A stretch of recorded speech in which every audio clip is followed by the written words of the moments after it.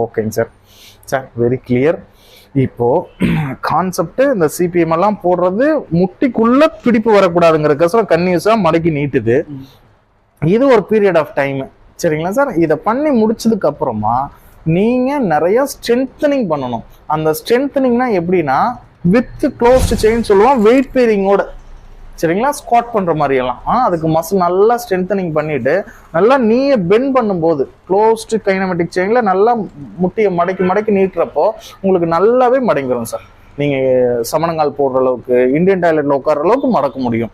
இதை என்ன நினைச்சுக்கணும்னா எக்ஸசைஸ் அப்படின்னு நீங்க எடுத்துக்கூடாது, ஆக்டிவிட்டிஸா மாத்திக்கணும்.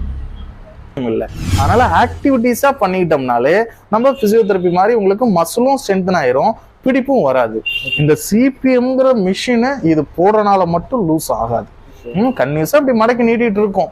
ஒரு நாளைக்கு 24 மணி நேரம், இது நாங்க அரை மணி நேரம் 3/4 மணி நேரம் போடுறோம். மீதி நேரம் ஃபுல்லா அப்படியே இருந்தா நோ யூஸ். ஸோ நீங்க அடிக்கடி பண்ணிட்டே இருங்க. நீ பெண்டிங் எக்ஸசைஸ் அடிக்கடி பண்ணுங்க.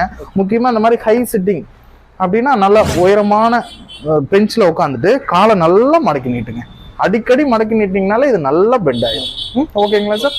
நிறைய பேர்த்துக்கு முட்டி ஆப்ரேஷன் பண்ணதுக்கு அப்புறம் பிளேட் ஸ்க்ரூ வச்சதுக்கு அப்புறம் சார் எனக்கு கால் மடக்க முடியல அப்படின்னு தான் கால் பண்றாங்க. இது எவ்வளவு நாள் ஆகும் அப்படின்னா யாராவது பிசியோதெரபிஸ்ட போய் அவங்க சொல்ற எக்ஸசைஸை கேட்டுக்கணும். ஆனா மற்றது நீ